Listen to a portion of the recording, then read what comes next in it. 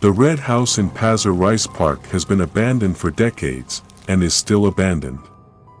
The gate is closed with a rusty lock, and there is a sign on it that says, "Private property is not allowed to outsiders." The entrance to the house is guarded by two stone statues of Chinese lions. For many years there have been rumors in Singapore that this house is cursed. Teenagers often sneak into the house at night to wander around in it and tickle their nerves. For many young people, visiting the Red House is something of a test of their courage. No one knows exactly what happened in the Red House that caused his curse, but, according to legend, there has been a real mass murder more than once. During the Second World War, the building was either a nursery or a child care center. When the Japanese invaded Singapore, the residents of the house were brutally murdered. Some teachers and children were burned alive. They say that if you look closely, you can still see the charred prints of burned bodies on the walls inside the building. Years later, the Red House turned into an ordinary apartment building and a family settled in it. They say that the husband killed his wife and children, and then burned their bodies under a tree in the courtyard. After that, the ghost of the wife returned and killed the husband. Since then, the ghosts of the people who died in this house have not found peace. According to legend, if you come to the Red House after midnight, the stone lions that guard the entrance to the building will turn their heads and look at you when you pass by. Some people, before entering the house, light a cigarette and put it in the lions' mouths. They say that if you have done this, you need to leave the house before the cigarette burns out. Lions stand close to the gate, so people, climbing over the entrance gate, often step on the lions' heads. In this case, you must apologize to Leo, or something terrible will happen to you. They also say that you cannot enter the house in any red clothes. In addition, there is an opinion that you can enter the house in groups with an even number of people. If an odd number of people come into the house, then if you look at the shadows, you can notice another shadow, with his hands raised above his head. Inside the Red House is very dark and dirty. There is a rocking chair with a doll sitting in it. They say that the chair swings by itself. Some people claim that the doll's eyes burn red in the dark. Others claim to have seen the doll wiping bloody tears from her face. If you dare to remove the doll from the chair, you will hear a child crying or even screaming. There are also many reports that sinister laughter was heard in the house.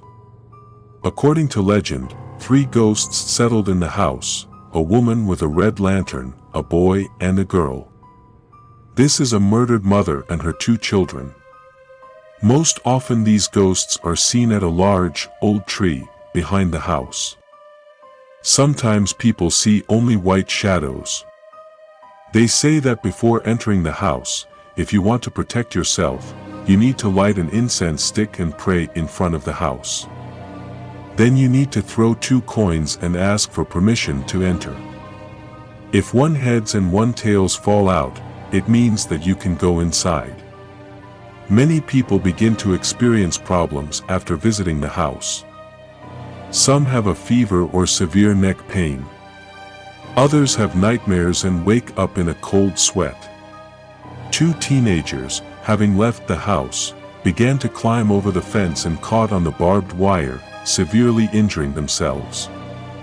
Still, after climbing over the fence, they very carefully washed away all the blood stains left behind them, so it is believed that everything bad that is in the house can haunt you and find traces of blood. One night, a group of 20 teenagers went to the Red House. They decided to climb over the gate, but one boy did not know about the stone lions and stepped on one of them on the head without apologizing. Once in the house, his friends asked him if he was all right, and the boy replied, "Yes, of course. I feel great." As soon as he said that, blood started flowing from his mouth. When the teenagers left the house, the blood stopped immediately, but the teenagers noticed that the lions' heads were now turned in the other direction. A month later, a terrible tragedy happened to that boy. A lamppost suddenly fell right on his head. The boy was taken to the hospital, and he died at about the same time when he stepped on the lion's head. When other teenagers examined the house, they noticed that the sky began to turn red. A few people went to the backyard and saw something shiny in the grass.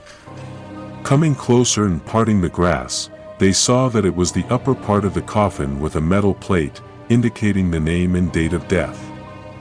Another girl, when she went to the red house with friends, stepped on the head of a stone lion without apologizing. One of the guys told her to ask Leo for forgiveness, but the girl on the contrary muttered something disrespectful to the lions. The teenagers went inside and began to explore the building. At first everything was fine, but then the girl somehow calmed down. Friends suggested that she was just scared, or she was tired, but the girl suddenly fainted, and friends had to drag her back on themselves. When they brought the girl to their cottage, she suddenly began to tremble and shake, as if she had a seizure. The girl was completely out of control. She was screaming and banging her head against the wall. One guy immediately ordered the others to hold her, and he started shouting for the evil spirit that possessed her to get away. However, the girl's screams only got louder. The guy began to pray, sprinkling the girl's face with some water and sprinkling leaves. Friends prayed furiously over the girl all night. Before sunrise, the girl woke up, but said she didn't remember anything. The guy said that she offended the evil that was in the house. She angered the spirits, and they decided to teach her a lesson. A few more boys entered the courtyard of the red house, but they were too scared and did not dare to go inside. A cold wind was blowing and there was an unnatural silence. All the guys had a terrible feeling of danger inside, from which the hairs on their head stood on end. And at that moment the guys saw in the dark a black figure that was standing in one of the windows of the house. The eyes of this figure were burning with a red flame, and she had black, long hair. It was a woman, and she just stood there and looked at them. Then she raised her hand and began beckoning them to her, with a terrible smile on her face. The boys didn't want to go into the house, but they couldn't resist. They were saved by the sound of a passing police car. The boys seemed to wake up and ran away. The red house is private property, and police officers often patrol the area and catch fans tickling their nerves. So if you happen to be in Singapore, you don't need to go to the red house.